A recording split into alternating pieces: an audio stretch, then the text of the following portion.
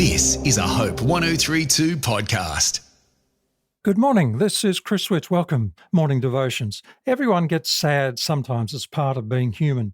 The experts tell me that sadness is an emotional pain associated with a feeling of loss, disadvantage, despair, grief, sorrow, or even helplessness. An individual experiencing sadness can become quiet or withdraw themselves from others, but it's an emotion that we all feel from time to time. There's nothing wrong with it. If you go through periods of sadness, as humans, we're vulnerable to the hard knocks of life. No one's exempt from that. Sometimes these sad feelings only last a minute. Other times they last a bit longer. So you can end up feeling like you're under a cloud of heaviness or sadness, while other times it comes on you suddenly without warning, just like a rainstorm. The mental health experts agree that all emotions are important and valuable, including that feeling of sadness. They've all got their place, and we need to learn to accept our emotions and even learn from them. Sadness is part of the ups and downs of life, and you can learn to manage your sadness. And remember, feeling sad does not mean you're experiencing depression necessarily. Imagine what it would be like if we didn't have emotions. We'd be like Mr. Spock in Star Trek. All his responses to situations seem to be just logical and never emotional. That would get pretty boring, wouldn't it? It's okay to feel sad. Nothing wrong with that, providing that it's only a temporary experience. Now, here's the question. How sad is too sad? Feeling sad for a long period of time makes life really hard. It's not good for your health. The experts say if you're continually sad for 2 weeks or more, you're probably depressed and you should get some help. Most of us have grown up not really understanding what sadness really means. We do know it's the opposite of joy or happiness. We like someone who is always smiling. But what do we say to the person who is always sad? Can be a little bit embarrassing. Didn't your parents teach you as a child to cheer up or stop crying? Put on a happy face.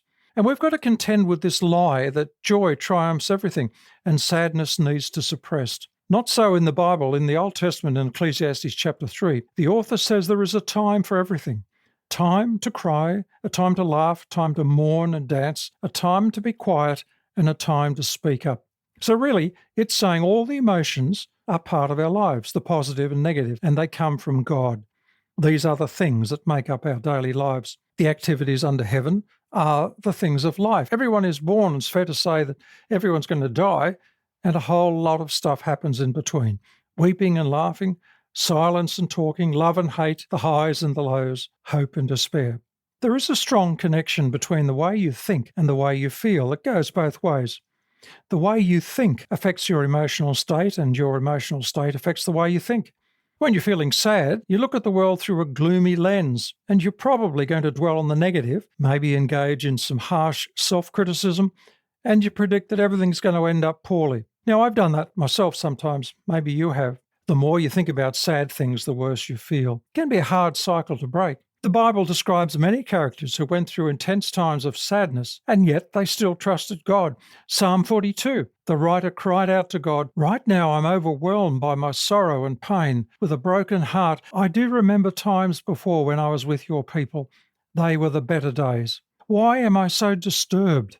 Despite all my emotions, I will believe and praise the one who saves my life and is my life. In the light of day, the Eternal shows me his love." Psalm 42. And that's the key. God says to the psalmist and to us, "You're my child, and I love you with an everlasting love."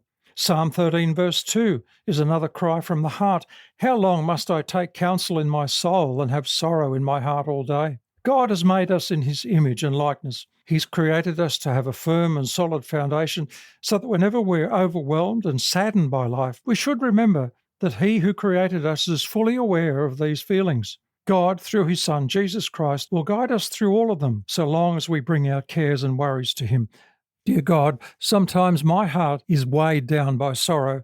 We know, Lord, this is part of humanity. Melt the cloud of sadness, Lord, and bring to my life a sense of stability and trust, regardless of how I feel today.